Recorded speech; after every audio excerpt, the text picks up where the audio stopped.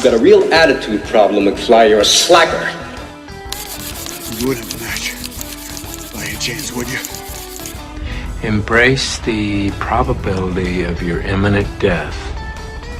And know in your heart that there's nothing I can do to save you. Rick, where'd you get a hand grenade? I don't know. Good morning, Starshine. The Earth says hello. It's the Al Travis Show, and we love having her on. Well, both of them now. It is Senator Karin Housley and my buddy Phil. You didn't think I'd forget, did you? I was hoping you'd forget, but no. And now it's funny because he's actually home here. So I wonder if I just say, hey, come on and sit down. I'd have to take my AirPods off. But come on, my buddy Phil. Sit down. I couldn't wait to have you on because I believe you are one of those 4th of July, Independence Day people. This is like one of your faves, isn't it? I mean, it's not like Christmas where grandma can give a bunch of crap to the kids, but this is a whole nother thing. This is your jam, isn't it? That is so funny that you tagged me because it is my favorite holiday of the year, even better than Christmas. We used to have the biggest, when we lived on the St. Croix River, we would have the biggest 4th of July parties ever. They were epic. It was so much fun. It's the only reason I missed living on the river is because those 4th of July parties were so fun. So yes, it's because you don't have to all that stress of getting presents and wrapping and exchanging and all of that stress and the money. Decorating. This is just like a bunch of people get together and you just start at noon and you go straight through till midnight. Well, this is why I thought about this about you, because Stillwater always thought of Forest Lake, where I grew up, as its ugly little stepsister, right? The ugly little redheaded stepsister. That's what Forest Lake was to you, Stillwaterians. And for the most part, I could see it. You're on the big river. Isn't that wonderful? Got it. But our 4th of July parade, second to none in the state. And that was where we could always say, gotcha, Stillwater, gotcha. So Absolutely. That was our deal. Forest Lakes, and that is my district. It is the biggest. It's a long parade, too, I'm telling you. Oh, it's a walker. It's a long parade. It's the Baton Death March of fun is what that is. Holy smokes. Oh, except I think it was 2 years ago when it was raining and I was just dying. But this year, the Grand Marshal was former Representative Bob Detmer. He was Seriously, Coach Bob. That's how I know him, is Coach Bob before. Coach, everybody knows. So was he a teacher when you were there? Yes, that's how old we both are. Well, you know what? You should have Bob Detmer on to talk about. I've had him on. I should get him on now on a regular. I'm making a note. Because now he lives in Florida half the time. And then he's up at the big Marine Vets Camp the other half of the time. So you should have him on. I'll get him on. Yeah, so 4th of July is Forest Lakes holiday. Stillwater does Lumberjack Days later here in July. And then that's our big thing. But that's how we all knew you Stillwater girls, because you had, you're from Stillwater, you're something special. What did you do for the holiday? You enjoyed it? It's your holiday? I'm just I speak the truth. You laugh at me. I'm speaking the truth. That's how we thought about you people over there. Well, I grew up in South St. Paul, so what did you think of those people up there? Down there. That would have been down there. St. Paul was an interesting thing. I got as far as Maplewood, because that's where we had to go to the theater to take chicks out. So you'd go there, and we got to Maplewood. That's about as far as we ever get. It's the big city. South St. Paul girls envied the Stillwater girls, too. They were the rich girls over there. We had fun. We had all of the family up at the lake. It was so fun. I'm exhausted because there was like 18 people here since Wednesday, and they all left yesterday, and Phil and I are going back. That's just a lot of food prep and the rest. It's just a lot of work. Oh my gosh, I just cleaned out the refrigerator. There's taco meat, and you can only keep your sliced turkey in the fridge for 3 days. The lady told me at the deli, and I was like, ugh. So I just threw a bunch of food away. But it was a lot of cooking and a lot of kids, and now I've just been cleaning the whole place because there's a lot of little kid fingerprints everywhere, but so fun. Okay, good for you. So that's a good holiday. Good for you. Quick conversation on a couple of things, if we might. I just had Munson on earlier today, and he's really got an issue, and I'm a freedom guy. You don't want to wear a helmet in Minnesota on your motorcycle. Not my business. This idea, this new law came up that now they can wing in between traffic and stuff, and again, there's a lot of rules to it. Look it up. 25 miles an hour in your car, if you're going that, they can go 40 to go in between lanes and pass you. how do we not talk about this? I have you on every week, and this I never know. bubbled to the top. You know why? Because it's my friend Julia Coleman's bill. Okay. And I really like Julia, but I don't really like the bill either because it's startling when when you're in Europe and you've got those little motorcycles zigzagging, but I don't even call it lane splitting. I call it like just trying to budge the line. That's what they're doing. Line budging, yes. Yeah, line budging.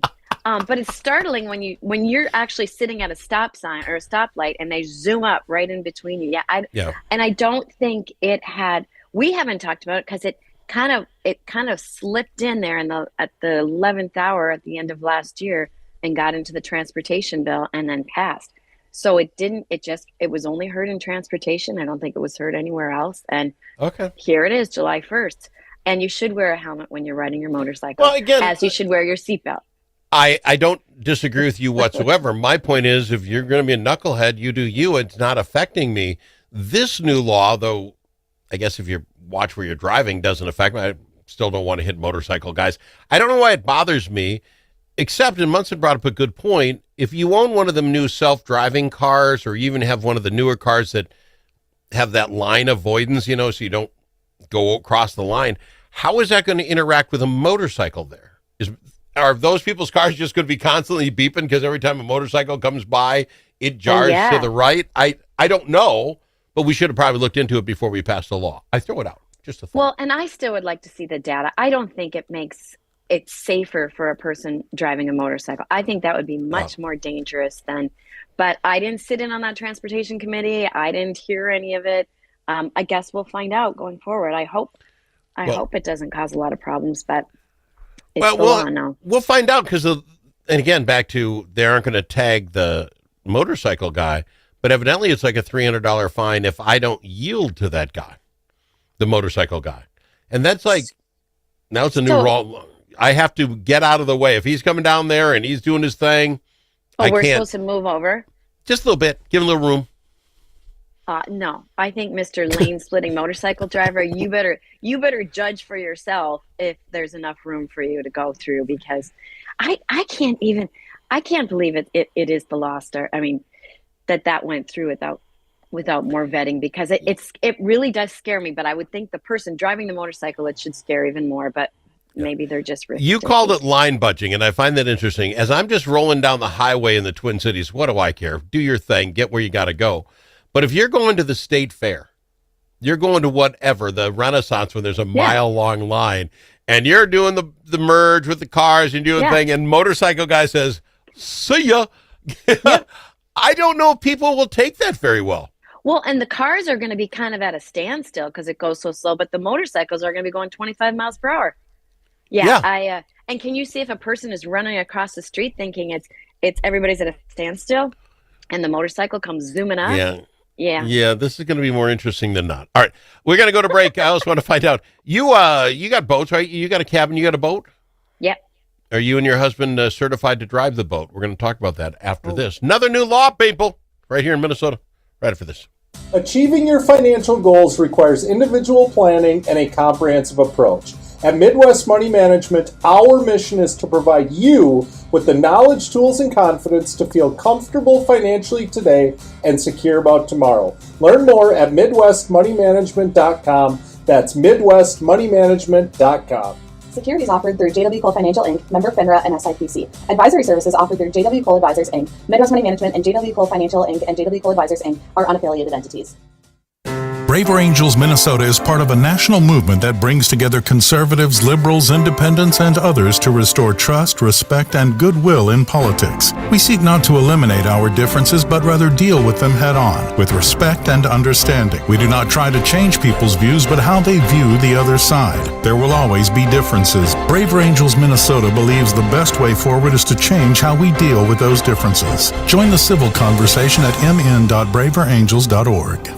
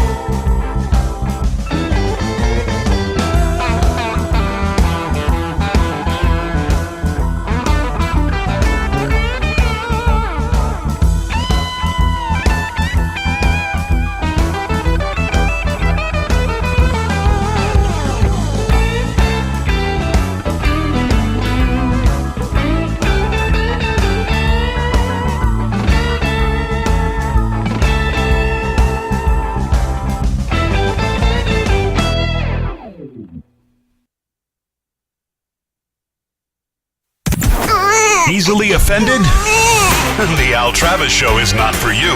The Al Travis Show. All sides are welcome. And we've got our Senator Karin Housley on the program with us. But before we go any further, I do need to ask this. So my buddy Phil, when he has guests to the cabin from Wednesday to Monday, oh my, is he good with that? I say this in that family comes down Friday night, Saturday. I'm looking at my watch Sunday, saying, what time you guys got it going? That's a long time for a guy to pretend to be happy. Is Phil, is what? I'm trying to find out more about my buddy. Is he one that can hang the long haul, or is he one that looks at you and says, Senator, could they leave tomorrow? He, I get the can they leave tomorrow every once in a while. And last night when they were all gone, he's like, whew, see, finally, some time alone. But he's the kind that he turns the switch on and he goes out and he organizes the whole little softball game, and he goes, and then he'll bring them tubing, and then he'll come in and he'll say, everybody out, I'm watching TV. So he turns it on and off. Yeah. All right. Even though they run in and out, Papa, can I get a popsicle? And then he'll look at me like, can you get them a popsicle? But yeah, he popsicle rule. If you can't get your own popsicle, you're not getting a popsicle. That's the popsicle rule. Well, they have to ask. Oh, so okay. Anyway, so yeah, he turns it on and off. All right. The thing we were going to chat about was this idea now in Minnesota, and this is new. If you're 12 to, I think it's 21 or 22, you have to now take a class on being a boater in Minnesota. That alone, I don't know if that really bothers me. I don't like it's a tax. So I'd rather, you got to take the class, register yourself. DNR guy pulls you over, said you take the class. He looks you up online. Okay, you took the class. We want you to be safe. That doesn't bother me. But for some reason, the idea that I can drive a full motor vehicle, I can be 35 years old, and at some point, I'm going to need to take a $35 class, which I'm hearing is 7 hours long, for the right to drive a boat in Minnesota. It's just another tax. Just by the time you tax the boat, you tax the driver, you tax the trailer. Anybody want us to use the water anymore?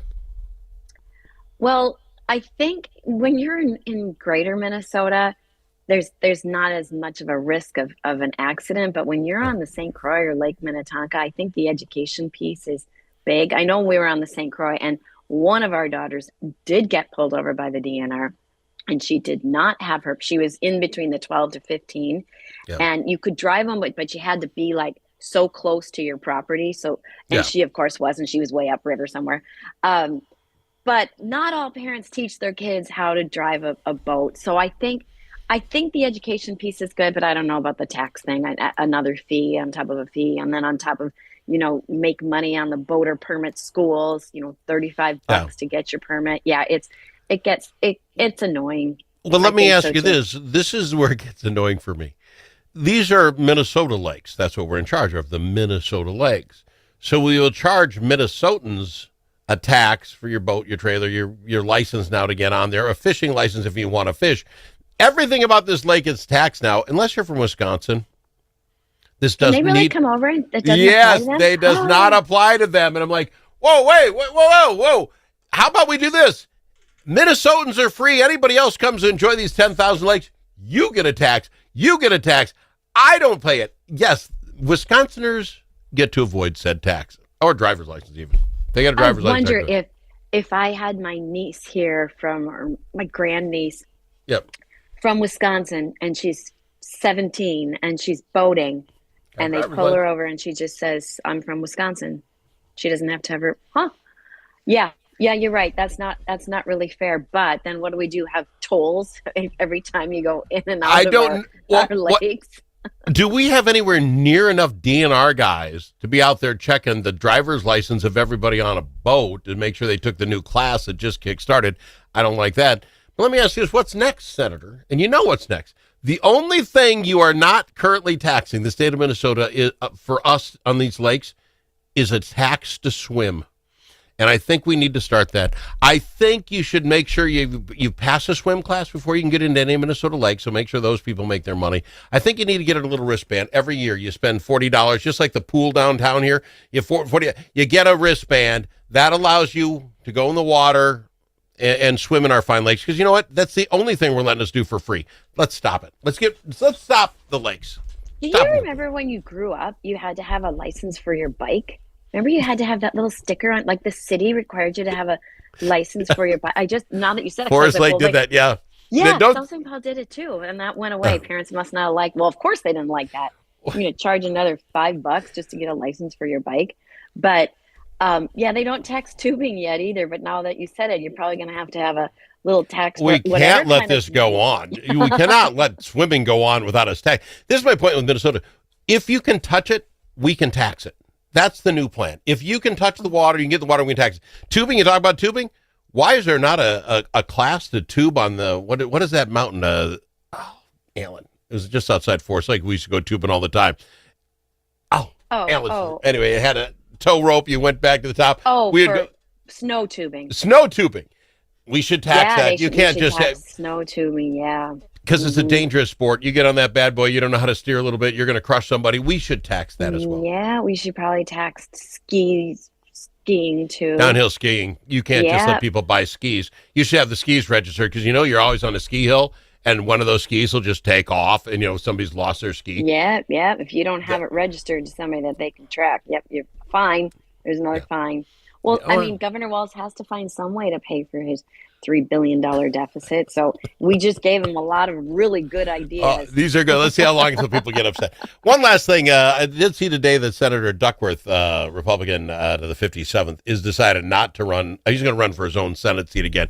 He's not going for bigger office. How long with the last minute, Senator, do we have before Republicans start getting in the races that are coming up? Session's over. I know session's over, and now the new quarter began July 1st. So I think, I mean, I saw Scott Jensen. Didn't he just do a video the other day to say he was fishing? I think pretty soon, and I'm glad Zach isn't, because I'm super happy that Senator Duckworth is going to stay in the Minnesota Senate because he's a valuable member to our caucus and the state. But I think we're going to get some Republican candidates jumping in soon. I just hope they're good ones. Well, yeah, but there's Zach Duckworth. I love this guy too, but he could do higher office and I think help us out quite a little bit. He can do what he wants to do. Good for him. But we've got to get the right names getting in the hat, and it'll be interesting to see if we get them. I was even texting former Representative Matt Dean the other day, and I was like, "Hey, Matt, you would be great." He was great. Like, I loved him. He was like, "I'm too old and tired." I'm like, "No, you're not. You would be great." So I'm trying to recruit too, just trying to find somebody. Fair enough. We're out of time. Appreciate you being on, Senator. Say hi to my buddy Phil, will you? Well, I'll get him one of these days. All right. See you later. See ya. Think about it. A famous politician once said, "You're entitled to your opinion,